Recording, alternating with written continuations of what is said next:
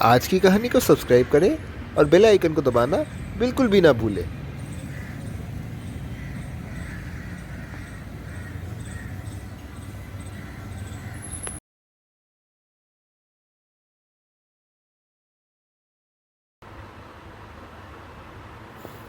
यहाँ पर एक आदमी अपनी पत्नी संग रहता था।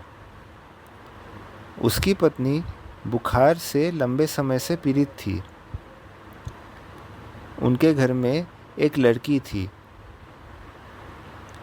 कुछ दिनों के बाद उसकी माँ चल बसी। उनकी पुत्री सदमे में चली जाती है। वह सदा दुखी और मायूस रहती थी। वह आदमी कुछ दिनों में एक नई औरत के संग विवाह करता है। कुछ दिनों के बाद उनके 2 पुत्री होते हैं। वे दोनों बहुत सुंदर एवं प्यारे थे। वे सौतेली संतान अब अकेली हो गई थी। उसको सब नकारने लगते हैं और उसके अन्य 2 बहनें उसको तंग करते थे। वे सौतेली संतान अन्य की तुलना में कम सुंदर मगर प्रशंसनीय थी। उस संतान का नाम सिंड्रेला था। एक दिन उसके पिता बाजार जाते हैं और सिंड्रेला तथा 2 पुत्री से कुछ लाने की पूछता है।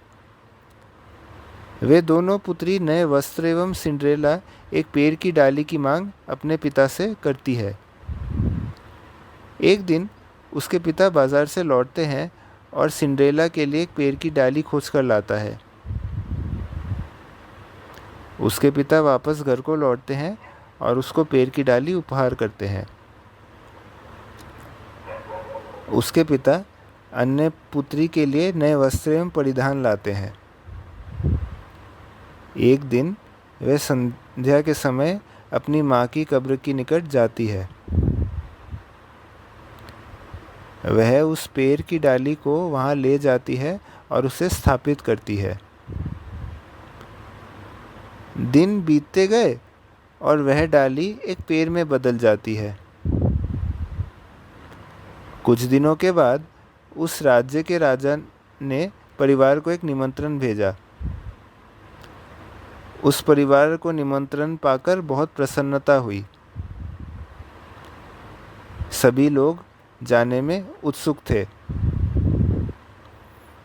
सिंड्रेला को जाने में मन तो था, परंतु उसे घर के अन्य सदस्य कुछ पूछते नहीं थे। वह अकेली थी और बहुत निराश होती थी। उसकी सौतेली माँ कमरे में आती है और वह राजा के दरबार में जाने की बात उसको बताती है। सिंड्रेला अपनी जाने की इच्छा व्यक्त तो करती है, परंतु वह उसे जाने से इनकार कर देती है। वह वापस अपनी माँ की कब्र के निकट पहुँचती है और रोने लगती है।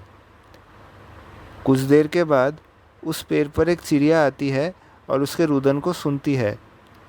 सिंड्रेला अपनी संकट सुनाती है और चिड़िया उसकी इच्छा पूर्ण करने को कहती है।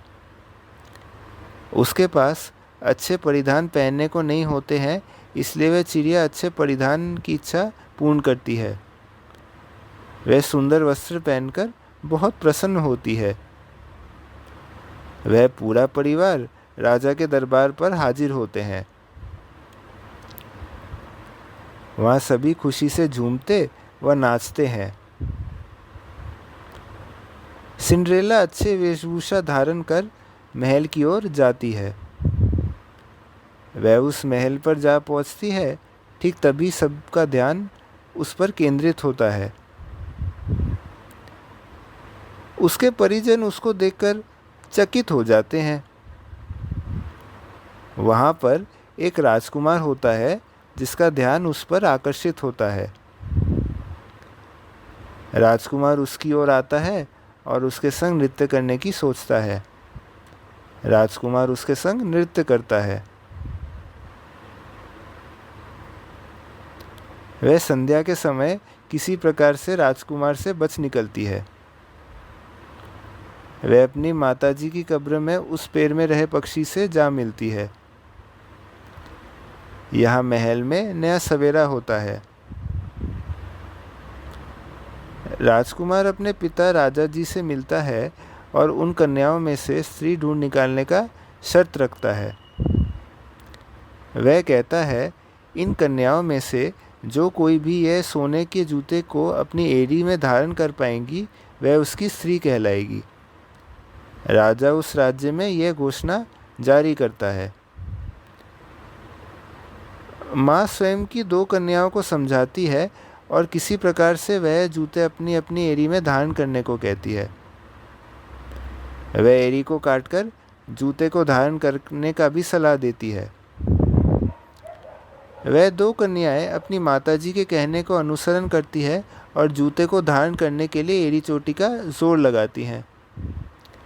परंतु राजकुमार उन 2 कन्याओं को जूते एड़ी पर धारण कर पाने में असमर्थ देखता है। राजकुमार कुछ देर बाद सिंड्रेला को याद करता है। वह सिंड्रेला को तलाशने में लग जाता है। वह सिंड्रेला को थोड़ी दूर एक आंगन में ढूंढ लेता है और वह इन जूतों को एड़ी में धारण करने को कहता है। यह देखकर राजकुमार प्रसन्न होता है। ठीक तभी उसे याद आता है कि यह वही लड़की है जो उसके संग महल पे नाचती है। इस प्रकार सिंड्रेला राजकुमार संग महल की ओर चलती है और कुछ दिनों के बाद सिंड्रेला महल की राजकुमारी बन जाती है। आज की सीख, दयालुता को पुरस्कृत किया जाएगा जबकि स्वार्थ को नहीं। अगर आपको आज की कहानी पसंद आई हो तो कहानी को लाइक करें, इसको शेयर करें और चैनल को सब्सक्राइब करें। नमस्कार।